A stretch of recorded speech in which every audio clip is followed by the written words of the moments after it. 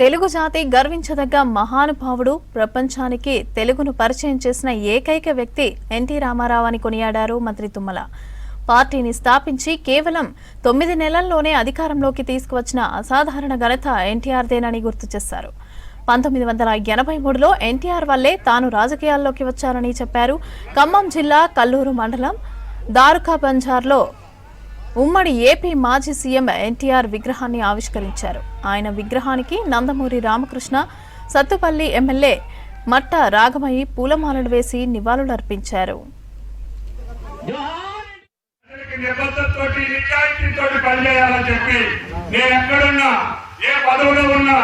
ఈ జిల్లా అభివృద్ధి కోసం పాటుపడే అవకాశం నాకు ఈ మహానుభావుడు వల్ల దక్కింది కాబట్టి ఆయన సూత్రాన్ని నేను చచ్చిపోయేదాకా అనుసరిస్తానని చెప్పుకోవడం మీకు ఈ సందర్భంగా మనం చెప్తుంది.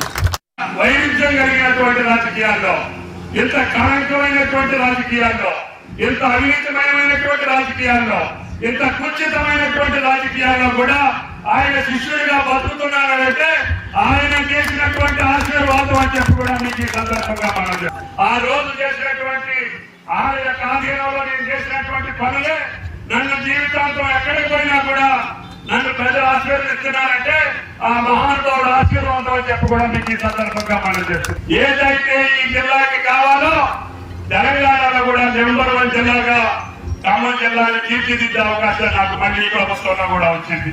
అందుకని భవిష్యత్తులో మహానుభావుడికి యొక్క ఆశలకు తగ్గట్టుగా ఆయన ఆదేశాలకు తగ్గట్టుగా ప్రవర్తిస్తే ఏ రాజకీయ నాయకుడు కూడా రాజకీయ సాగు ఉండదు.